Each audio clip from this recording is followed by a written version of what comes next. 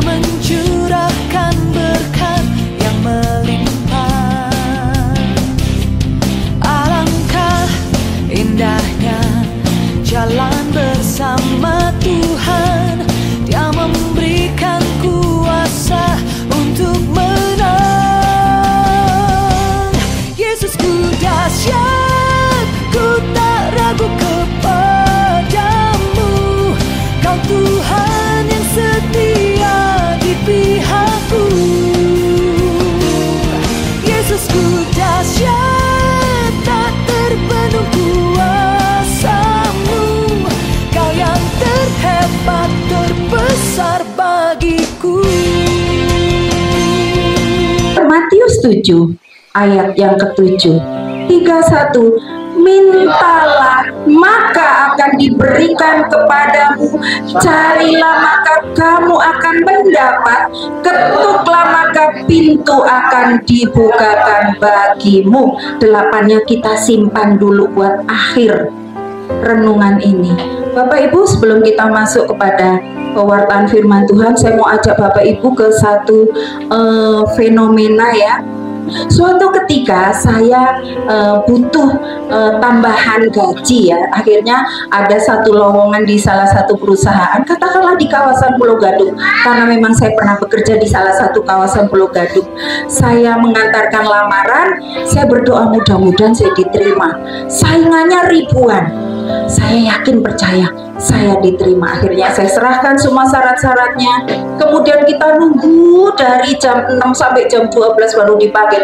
Saking banyaknya, orang Jawa ngomong banyak tuh banyak, saking akeh ya. Nah, akhirnya tibalah giliran saya. Nama, tamat sekolah bla bla bla bla bla. Kemudian di situ ada salah satu, karena nggak pernah bekerja ya udah saya kasih tau rasanya. Minta gaji berapa? Wah, saya bingung, nggak pernah kerja di pabrik. Pokoknya yang besar lah Bu, saya bilang gitu. Iya berapa?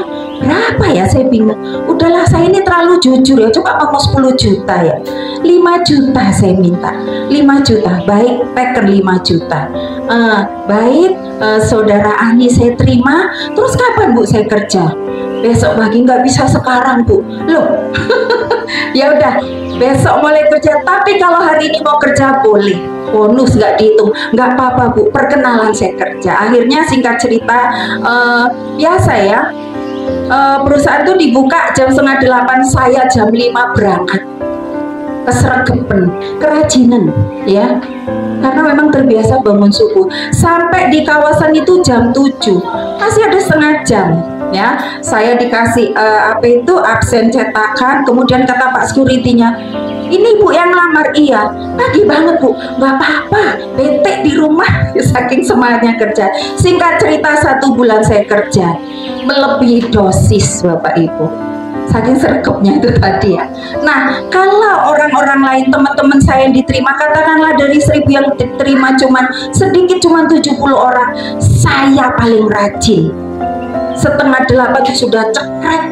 Pulang itu harus jam 5, saya pulang jam 7. Kenapa? Saya nggak tega lihat office boy nyapu, saya bantuin nyapu, saya bantuin ngepel. Saya nggak tahu itu dibayar atau enggak. Yang penting saya melakukan yang terbaik. Singkat cerita, pengen dong gajian. Aduh, tanggal 26. Kalau gajian tanggal berapa? 29. Aduh, 3 hari nggak bisa tidur saya. Berapa nih gaji saya? Bener nggak 5 juta? Ketika tiba tanggal 29, kita ngantri ya, ini deg-degan ya ampun, baru itu kerja. Begitu terima, Ibu Ani, ya selamat sore. Belum pulang kan, belum gajian, saya bilang. Begitu dikasih amplop, tangan saya gemeter. Pertama kali saya terima, karena saya tag 5 juta, gak sabaran saya masuk kamar mandi. Saya buat berapa ya? Yang saya terima 8 juta. Tepuk tangan dulu bagi Tuhan. Saya titik dulu ceritanya. Oke. Mintalah maka kamu akan diberikan kepadamu, carilah maka kamu akan mendapat, ketoklah maka pintu akan dibukakan bagimu. Saya mau ajak Bapak Ibu untuk satu tema, mendahulukan kewajiban baru menerima hak ya. Di dalam ayat ini penulis mengatakan ada kata kerja, mintalah, carilah, dan ketoklah. Perhatikan, karena saya mengajar hermeneutik, jadi saya kasih tahu ini murid saya, Bu Lulu. Adik ipar tapi murid ya, mahasiswa deh. Setiap kata apabila di belakangnya ada kata lah berarti perintah. Garis bawah. Setiap kata kerja apabila di belakangnya ada kata tambahan lah berarti kata kerja, perintah. Setiap perintah harus dilakukan, betul? Kalau nggak betul saya suruh pulang. Ya, di sini ada perintah, 3 perintah ya. Yang pertama, mintalah. Yang kedua, carilah. Yang ketiga, ketuklah. Ayo colek kiri kanan loh, ini perintah loh. Berarti kalau perintah harus apa? Dilakukan. Karena ada kata lah. Dan yang memerintah ini adalah Tuhan Yesus. Tapi Bu, apa? Setelah baca, kok enak banget ya. Mintalah maka akan diberikan kepadamu. Kayaknya enteng. Carilah maka kamu akan mendapat, ketuklah maka pintu seolah-olah nggak ada apa-apa, seolah-olah nggak ada yang diberikan yang harus kita kerjakan untuk mendapatkan, untuk memperoleh, untuk dibukakan pintu. Enak banget gitu loh. Siang hari ini akan saya bukakan rahasia. Mendahulukan kewajiban. Jangan takut jika kita sudah melakukan kewajiban kita, hak itu akan diberikan pada kita. Amin.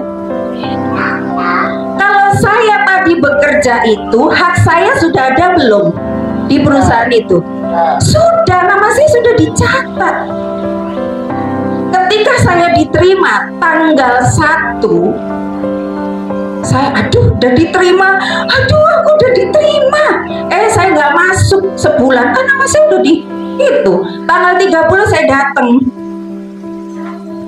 mau minta gaji. Kira-kira apa yang terjadi Bapak Ibu? Ibu siapa? Saya udah ngelamar Bu, udah diterima. Terus absennya mana? Nggak pernah masuk, kan udah diterima. Hati-hati. Seringkali kita menjadi orang percaya yang mendahulukan hak daripada kewajiban kita. Bertobat. Jangan minta hak kita kalau kita nggak melakukan kewajiban kita. Yuk kita buka kewajiban kita. Di dalam Yohanes 15 ayat 4, apa sih kewajiban kita? Enak banget, kerja enggak minta gaji. Malaikatnya gedek, pulang lu, nggak pernah masuk minta gaji. Colek kiri kanannya, itu bukan kamu. Haleluya, bukan saya. Siapa dong yang di luar sana? Ayo kita buka Yohanes 15 ayat 4 langsung ke 7. Apa sih kewajiban kita? 1 orang boleh membacakan berdiri, 2 orang ayat 4 dan ayat 7. Tinggallah di dalam aku, dan aku di dalam kamu. Sama seperti ranting tidak dapat berbuah dari dirinya sendiri. Kalau ia tidak tinggal pada pokok anggur, demikian juga kamu tidak berbuah. Kalau kamu tidak tinggal di dalam aku. Ayat 7 ganti. Yang mau terima berkat, ayo berdiri. Kalau kamu tinggal di dalam aku dan firman-Ku tinggallah di dalam kamu, mintalah apa saja yang kamu kehendaki, dan kamu akan menerimanya. Yes. Jikalau kamu, saya, Bapak, Ibu, dan Saudara tinggal di dalam aku, tinggal di dalam Tuhan, tinggal di dalam firman-Nya, maka ayat 7 dikatakan, mintalah apa saja, maka Tuhan akan berikan. Ada amin? Pertanyaannya, kita nempel nggak sama Tuhan? Nempel nggak sama pokok anggur itu? Baru kena cobaan sudah, Tuhan kamu jawab doa saya. Proses Tuhan itu lama, nggak bisa dibatasi waktu. Proses Tuhan itu tergantung kehendaknya Tuhan. Siapa yang terus nempel pada pokok anggur, siapa yang terus menyatu di dalam Tuhan, siapa yang terus bersama-sama dengan Tuhan, hidup di dalam firman Tuhan. Apa kata Tuhan? Mintalah apa saja, kata apa saja, di semua yang kita inginkan Tuhan berikan. Haleluya. Bung Lexi kasih hidup buat saya. Saya sekitar berapa tahun ya, kok lupa, di Jakarta 15 tahun lah ya. Lebih deh, pokoknya lebih dari 15 tahun kontraktor. Dari kontrak satu, kontrak kedua, pindah, capek ya. Sampai saya terakhir masuk ke STT Biblika itu juga karena rencana Tuhan. Saya nggak tahu, Tuhan aja yang jorokin kayak ke sana. Tepuk tangan buat adik saya Pak Yusuf yang jorokin saya ke sana dengan caranya luar biasa. Akhirnya saya berdoa, Tuhan, jika memang Engkau perkenankan hamba untuk menetap di Jakarta, aku nggak punya rumah Tuhan. Masa iya sih tiap bulan tuh dapat PK, kurang nombok. Tapi bisa, dan nggak pernah punya hutang. Haleluya. Terakhir saya kontrak di Cempaka Putih itu 2 juta.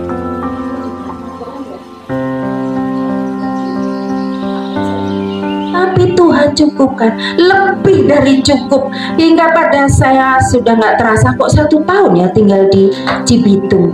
Tuhan kabulkan doa saya. Saya ini, Tuhan, saya tuh pengen punya rumah Tuhan, kecil yang penting rumah sendiri gitu. Malaikat bilang gini, Bu Ani, jangan di Cempaka Putih ya, semeter itu ratusan juta, di Cibitung aja ya. Iya nggak apa-apa, saya tahu diri dong. Akhirnya puji Tuhan, anak saya Guntur dengan ponakan saya Benaya yang dengan istrinya itu, ayo cari rumah, ayo Bude.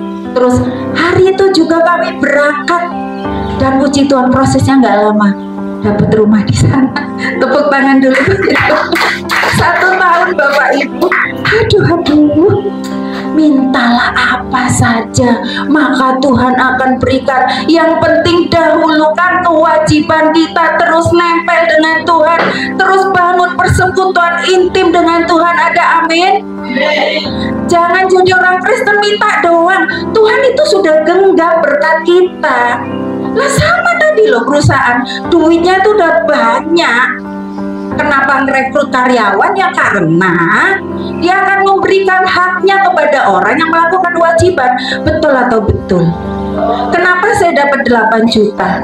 Karena saya overdosis kerjanya.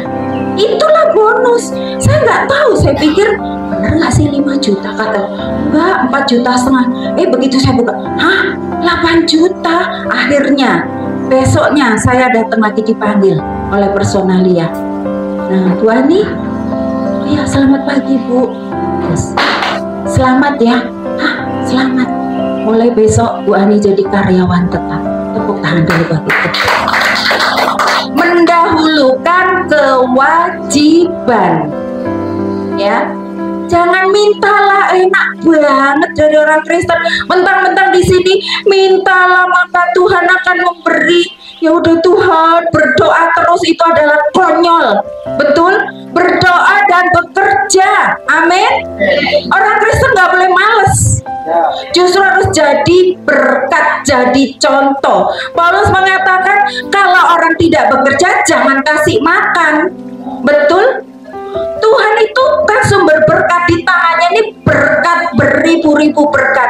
Kalau kita menempel terus dengan Tuhan, ya, kita melekat dengan Tuhan, hidup kita sesuai dengan firman Tuhan, percayalah waktu Tuhan akan memberikan. Firman Tuhan mengatakan, mintalah apa saja, maka Tuhan akan memberikan berkatmu. Jadi jangan dibalik, hak dulu Tuhan. Jadi orang Kristen kok tangannya di atas terus? Di sini nggak ada, di sana ya.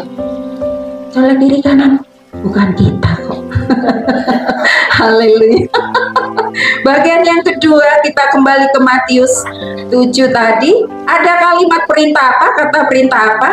Carilah. Kalau yang pertama, kita mau diberkati Tuhan, ya kita harus sesuai. Ini masuk 7:30, kita jam 9 baru datang. Kadang jam 1. Lah kok baru datang? Ngantuk. Ya gimana? Dipecat kita. Ya malaikat juga gregetan. Tiap minggu nggak datang ibadah, nongolnya cuma Natal dan Paskah. Colek lagi, nggak ada ya di sini. Yes, itulah. Jangan minta berkat kalau kewajiban kita aja kayak gitu. Malu kita sama malaikat, sama security juga malu. Ibu siapa ya? Kok saya nggak pernah lihat ibu ya? Ya, malaikat juga malu ya. Yang kedua, boleh.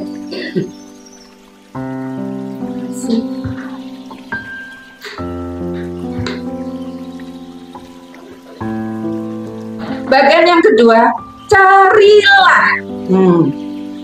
Kata carilah berarti kita harus pergi melakukan sesuatu untuk mencari apa yang kita butuhkan. Suatu kali saya ke pasar, masih di Cempaka Putih, bak motor, terus belanja lah. Kuncinya ini ketinggalan Bapak Ibu. Gak tahu ketinggalan di mana, namanya ketinggalan, lupa ya. Pas sudah mau loh, kuncinya mana ya? Aduh, terus saya, yang terakhir saya beli ikan. Bang, kunci saya jadi nggak ada Neng cuma ngasih. Setelah sebelum ikan saya ke tempe. Pak, kunci saya ketinggalan. Nggak ada, tadi cuman ngasih duit, terus pas nih lo duitnya 5.000. Saya bilang, apa ya? Oh beli cabai. Udah, kok kunci saya nggak ada? Lo lah modelen Tito ya, orang Jawa kan. Nggak ada. Terus terakhir itu setelah saya parkir motor, pertama kali saya beli bayam karena sukanya sayur bening. Kemudian saya ke tukang bayam, Bang, lihat kunci nggak? Tuh digantung sama abangnya. Aduh makasih Bang, makasih, saya nggak bisa pulang. Iya tadi si ibu ini habis milih bayam terus pergi. Saya bilang gini, pasti nanti ibu tuh kembali mencari sampai ketemu.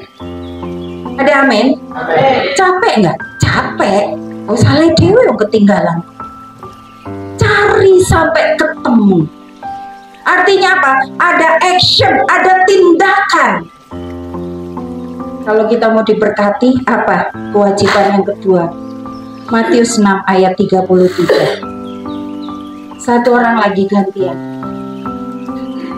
Apa kewajiban kita?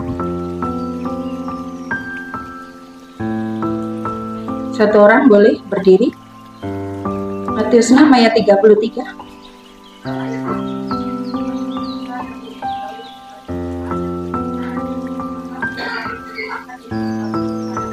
Maka semuanya akan ditambahkan kepadamu. Syaratnya apa? Kewajibannya apa? Mendahulukan Tuhan, memprioritaskan Tuhan di atas segala-galanya. Mendahulukan Tuhan. Tuhan jangan dinomorduakan. Tuhan jangan dikasih sisa-sisa. Tuhan jangan dinomorsekiankan. Dahulukan Dia, prioritaskan Tuhan. Ada amin? Seringkali ketika kita sudah terjepit, teriak-teriak, Tuhan, aku gak mampu lagi. Tapi ketika sehat, kemana? Kamu kemana? Minggu mah kerja, lembur. Kapan mau ibadahnya, kata Tuhan? Yang masuk malam, yang lembur itu security. Masa iya sih semua orang jadi security? Kan enggak. Iya. Prioritaskan Tuhan, nomor satu kan Tuhan, maka semuanya akan ditambahkan kepada. Amin. Kesaksian, ketika saya S1 gak ada sponsor Bapak Ibu, Sponsor saya Tuhan Yesus. Saya berserah Tuhan. Kalau Engkau memang mengizinkan hamba untuk terjun kuliah, tolong Tuhan biayanya. Saudara tahu, saya lulus S1 tidak punya hutang sepeser pun. Karena ketika saya dapat berkat 25.000 aja, saya untuk saya ke kantor, Bu titip ke bendahara. Dapat 20.000 saya titip, Bu titip. Saya nggak hitung, pokoknya titip, intinya titip. Sampai pada akhirnya ketika ujian, ketika wisuda, saya tidak punya hutang sedikit pun. Karena saya percaya Tuhan menyediakan. Kapan menyediakan? Ketika saya praktek ke daerah-daerah, saya selalu overdosis kerjanya. Ketika saya datang, dipikir ya mahasiswanya itu imut-imut ya, kayak anak saya Claudia gitu, baru tamat SMA. Yang datang amit-amit, emak-emak, nenek-nenek. Waktu itu belum nenek, Bu. Sekarang. Jadi ketika saya datang, di pintu kamar saya udah ditempel jadwal. Jam 4:30 bangun, kemudian ngepel ini itu, pelayanan ini itu. Ya, ini ya jadwalnya. Terus iya. Loh, mahasiswanya di saya, Bu, Bumul. Loh, wis ibu-ibu toh. Alah, tak kira isik bocah. Tak suweke lah disobek, malu. Akhirnya beliau itu agak kena stroke ya, jadi nggak bisa gosok, nggak bisa ngepel, nggak bisa pegang pel. Semua saya bereskan. Bahkan beliau bangun tidur di meja makan sudah ada sarapan, jemuran sudah jemuran sudah dijemur, halaman rumah sudah rapi semua. Jadi beliau malu. Oh lah Bu Ani, tiwas aku izin katanya. Ternyata emak-emak juga bisa kok seperti anak-anak tamat SMA ya, beri kemuliaan dulu begitu. Haleluya. Dahulu kan Tuhan, ketika saya pulang kan cuma 3 bulan, semua jemaat nangis. Wah ini loh cepet banget pulang, masa baru 3 bulan.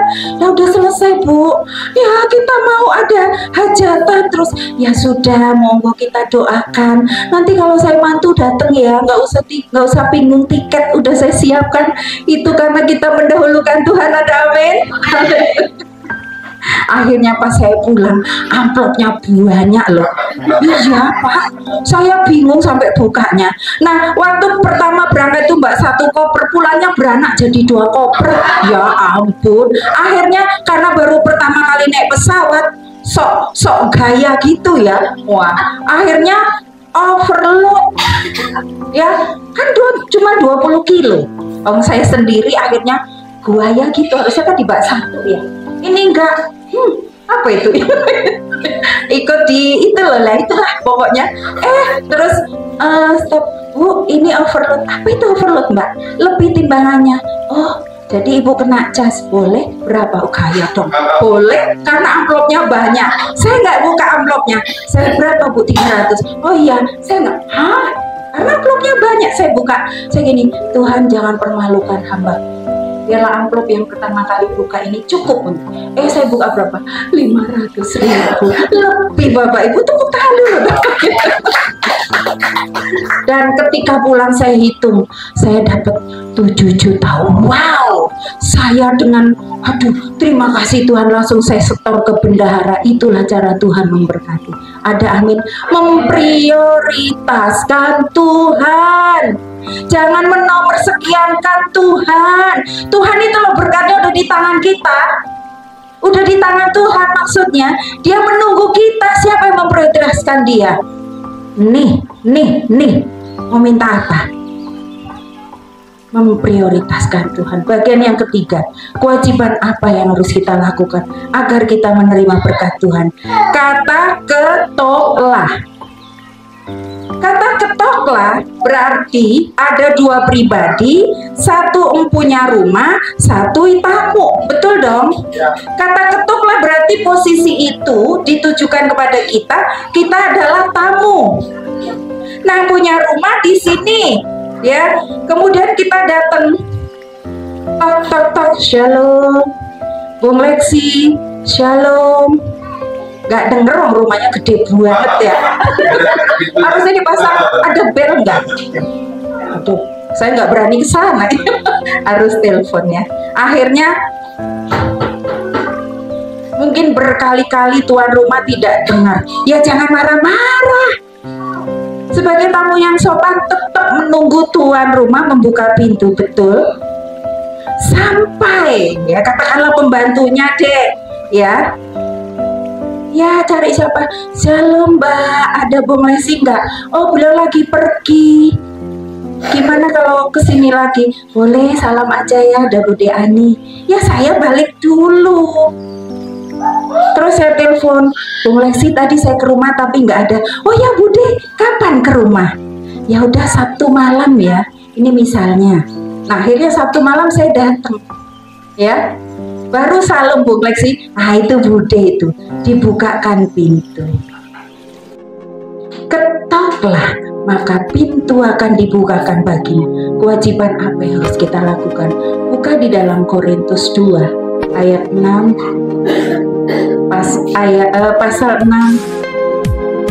ayat 2a. Di sana dikatakan apa? 2 Korintus 6 ayat 2a lah ya. Sudah ketemu satu lagi? Tadi ada 2 orang, 3 orang, satu lagi.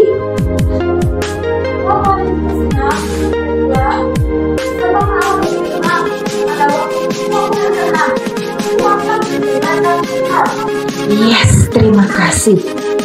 Pada waktu aku berkenan, perhatikan catat, aku akan mendengarkan engkau.